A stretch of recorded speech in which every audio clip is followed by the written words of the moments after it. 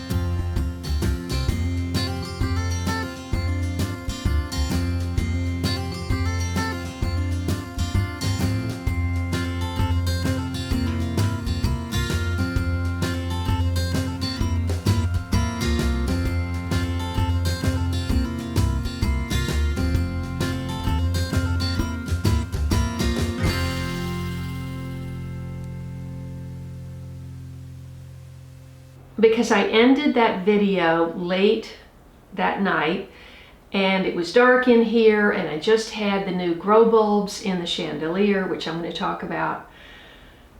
I didn't really take the time to identify the plants and talk about them a little bit and tell you why I went to the trouble to bring them from California.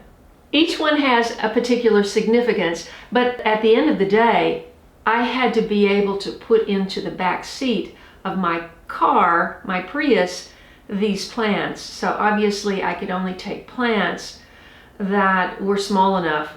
We actually dug up the citrus trees out of larger pots, did a little root pruning and put them in cloth bags, in plastic bags, so that I could kind of pile up those root balls in the car, and they were literally 3 plants deep, as you'll see if you watch that video.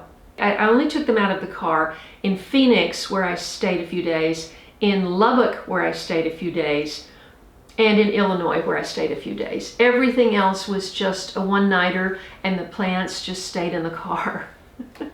They took a beating. I think plants just know that you love them. Maybe I'm crazy, but you know, they want to grow for you. It's in their DNA to grow for you. What I decided to do in this room is, it's a pretty room and you see it right off of my living room. And I didn't want to turn it into a grow room with lights hanging and apparatus and all of that, because this is where this is my new phrase. I like to watch plant TV. I don't have a TV. I have no intentions of getting a TV. And I come in here in the morning with my cacao in my late bloomer mug, which, by the way, I have a few of these available. So leave me a comment if you're interested in getting one.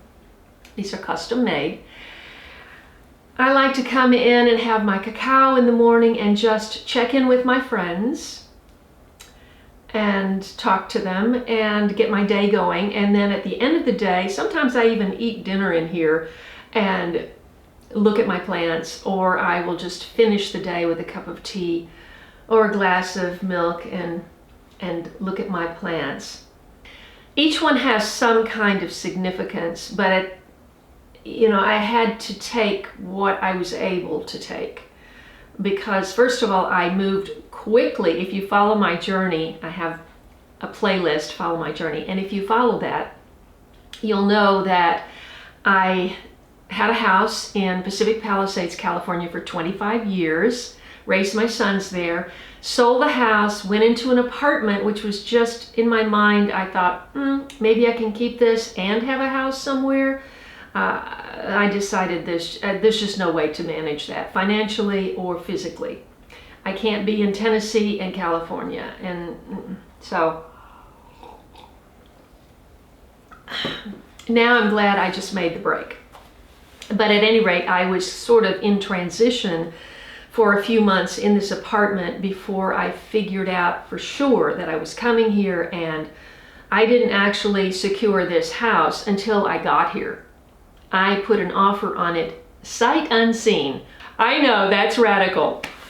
Actually, speaking of radical, a film director once said in one of his seminars, which I attended, growing your own food is the most radical thing you can do. And I really took that to heart. And I grew a lot of edible plants in my micro farm in Los Angeles. Now, I was just thinking about that this morning. There's not a lot of food that I'm going to produce from these plants, but they all mean something to me. For example, this holiday cactus, which gives me such beauty and blooms for many months. It was outside in California, so we'll see how much it likes the indoor environment. There is a heating vent down there, and that keeps everything warm. And what I decided to do with the lighting, rather than turn this into, a grow room, I put 3 60-watt full spectrum bulbs up there. And that's why you have the pinkish color. And as the daylight goes down, as you saw in that video, the skin gets pinker and pinker and pinker because it's only this and not the daylight. But I have some tropical and semi-tropical plants that I wanted to bring. The cardamom is a jungle plant. You can grow it indoors and use the leaves for cooking. And I bought the cardamom live plants from Sharon's Natural Gardens in Delaware. You can find her at sharonsnaturalgardens.com. If you look back at my videos, I had 2 in huge clay pots, and when I left those, and I brought 3 more plants, 2 of which I gave away, and brought this one, cut it all the way back, and it has all come back. The comfrey, you saw me pot that up in the recent video. Outdoors, we potted that up. I've got at least 12 to 15 shoots coming out of that already. Comfrey is also known as knit bone. If you have a fracture or, it just knits the bones back together. And when I broke my arm right here on Christmas Eve 2017, I put comfrey packs, poultices. You can also make salve from it. Unfortunately, I broke it in the winter, so that's when it's dormant. But this is winter and it's indoors, so it's growing. It's going to grow like crazy. I dug up my cannas from my garden in the Palisades, put them in a small clay pot. To travel, we put them together in a cloth pot. These are going to go out into the yard.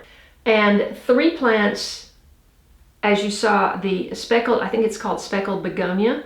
So those are indoor plants. Those are going to stay indoors. So is the pencil plant, whatever that's called. The calla is already shooting out after just potting it up 2 days ago. And then I have more cannas that I got in Illinois in the summer at Ed's nursery. Then I have the citrus trees, which I ordered from Four Winds Growers. Great, great place to order. And the Queen of the Night was given to me also by my neighbor who gave me the holiday cactus. She just gave me a little piece. Oh my goodness, I left a plant that big at my apartment building. There was just nothing I could do. And I brought 2 little cuttings. So my citronella plant was like this at the apartment. And I cut it way back, and it has suffered. And I am confident though, because I saw a beautiful citronella plant at the nursery in Cookville, and it was indoors. So I'm confident that I can get that going. Of course, the plant that's going to continue to be an indoor plant is the Sansevieria, the mother-in-law tongue. It's almost indestructible. The aloe vera may go outside. I think it will go outside when it gets hotter. A number of these. Of course, my cacti will go outside when it gets hot. But when I was in Texas, I saw that Linda was doing the same thing. They have hard freezes. So she has a room that has all glass on one side, and she just brought all of these plants inside. And my old man cactus, I forgot to mention that. When I got that, it was about this big, and I got it from a neighbor, an old guy who lived in the neighborhood who moved away. He had a big desert cacti garden in the back of his house, and he gave me that. And that's been 8 years, and you know, cacti are very slow growing, and it was about that big, and now it's about 16 inches tall. But I love that thing, and there's no way I was going to leave that. He gave it to me. And of course, I brought my Amaryllis bulbs. I dug them up and brought them with me because they're bright red, which is my favorite color. Right now in January, the direct sun is only for about an hour or less, coming in that way and shooting right across there. So not everybody gets a little shot of direct light, but there's a lot of reflected light coming from outside. And because, on sunny days anyway, and because this grass, I think it's Bermuda grass, it's very white and dead looking. It actually is a big reflector, bouncing sun. When it's over here, it bounces sun back against that bank, and that brings a lot of reflected light back into the sunroom. So that's kind of a rundown of what's in here. I love my plants. They give me a great deal of joy just to look at them and to see them doing well, to care about them. Much better than TV. It is my plant TV. Thanks so much for watching this channel and liking the videos and sharing them with your friends. And if you're a late bloomer like me, I hope you'll subscribe, especially if you're new to the channel. And I'll see you in the next video.